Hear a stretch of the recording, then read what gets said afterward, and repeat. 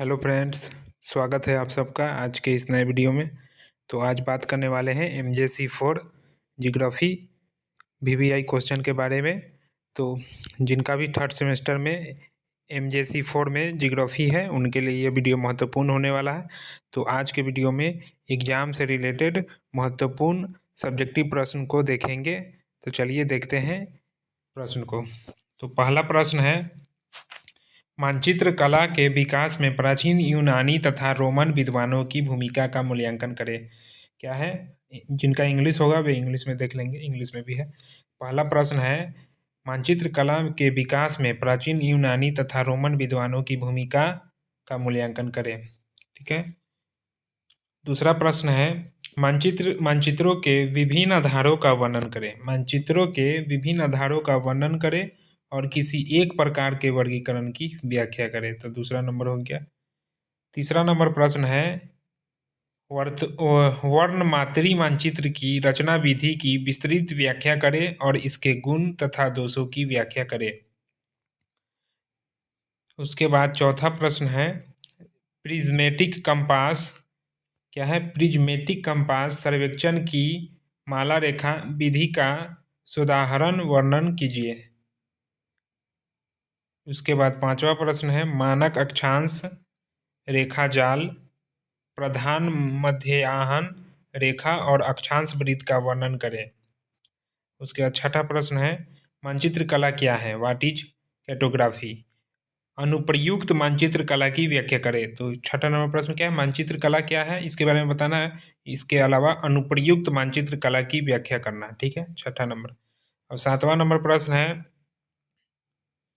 दंड आरेख की रचना करते समय सावधानियों को लिखें। तो दंड आरेख की जब रचना करते हैं तो उसमें क्या क्या सावधानी बरतना है, इसको पढ़ना है, इसको लिखना है। ठीक है, सातवां नंबर प्रश्न हो गया। अब आठवां नंबर प्रश्न है, explain the characteristics features of a map. मानचित्र के विशिष्ट लक्षणों की व्याख्या करें। तो मानचित्र के कौन कौन से लक्षण होते हैं, इसका व्याख्या करना है। ठीक है। अब आते हैं नौवां प्रश्न पे। तो 9 नंबर प्रश्न है, समान रेखाएं क्या है। समान रेखा क्या होता है, विभिन्न प्रकार की समान रेखाओं का संक्षेप में वर्णन करें। अब आते हैं 10वां नंबर प्रश्न। 10वां नंबर प्रश्न है, समापक त्रुटि क्या है। समापक त्रुटि क्या है, इसे ठीक करने के बाउडिच नियम की व्याख्या करें। यह है। ठीक है। अब 11 नंबर प्रश्न, मानचित्र कला की प्रकृति, उद्देश्य तथा उपयोगिता की विस्तृत व्याख्या करें। 12 नंबर प्रश्न है, बार आरेख के विभिन्न प्रकारों का वर्णन करें तथा उनके उपयोग भी बताएं। ठीक है, तो 12 नंबर हो गया। 13 नंबर प्रश्न है, डॉट मानचित्र की रचना विधि तथा इसके गुण दोषों की व्याख्या करें। 14 नंबर प्रश्न है, कोरोलोप्लिथ मानचित्र और आइसोप्लिथ मानचित्र में अंतर स्पष्ट कीजिए। कोरोप्लेथ और आइसोप्लेथ मानचित्र में अंतर स्पष्ट कीजिए। 14 नंबर प्रश्न हो गया।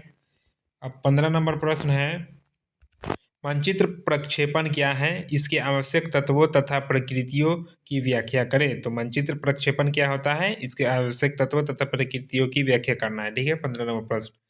16 नंबर प्रश्न है, शंक्वाकार, बेलनाकार तथा समतलीय प्रक्षेपणों का तुलनात्मक अध्ययन कीजिए। तो इन तीनों में तुलना करके इसका अध्ययन करना है। ठीक है।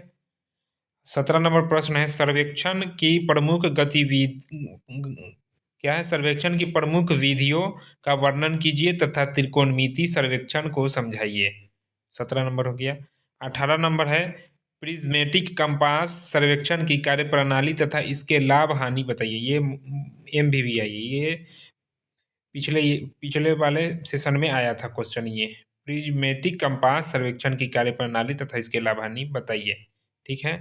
अब 19 नंबर है, मानचित्र के आवश्यक अंगों जैसे कि स्केल, लीजेंड, डायरेक्शन, टाइटल आदि का वर्णन कीजिए। 20 नंबर प्रश्न है, मानचित्रों के अध्ययन एवं व्याख्या की विधियों को उदाहरण सहित स्पष्ट कीजिए। तो ये 20 नंबर प्रश्न था। तो इसमें टोटल 20 प्रश्न है जो कि एग्जाम के पॉइंट ऑफ व्यू से काफ़ी महत्वपूर्ण है और एग्जाम में आने की पूरी संभावना है। तो आप लोग ये जितना भी प्रश्न है इसका आंसर बना लीजिएगा और याद कर लीजिएगा, तो एग्जाम में आपको बहुत फायदा देगा। अब रही बात कि इसका आंसर कहाँ मिलेगा, तो इसका आंसर जो है हम सभी यूनिट को पढ़ा चुके हैं, इसके थ्योरी को भी पढ़ा चुके हैं। तो आप लोग थ्योरी का वीडियो देखिएगा तो वहाँ से आप लोग इन सभी प्रश्नों का उत्तर लिख सकते हैं अपने कॉपी में। तो आप लोग जाइए और इस क्वेश्चन को अपने कॉपी में लिखिए, इसका आंसर, और याद कीजिए ताकि आपको एग्जाम में किसी भी प्रकार की कठिनाई नहीं हो। तो आशा करते हैं आपको यह वीडियो अच्छा लगा होगा। अगर यह वीडियो आपको अच्छा लगा होगा तो अपने दोस्तों में ज़रूर शेयर कीजिएगा और इस चैनल को सब्सक्राइब जरूर कर लीजिएगा। तो मिलते हैं अगले वीडियो में, तब तक के लिए धन्यवाद।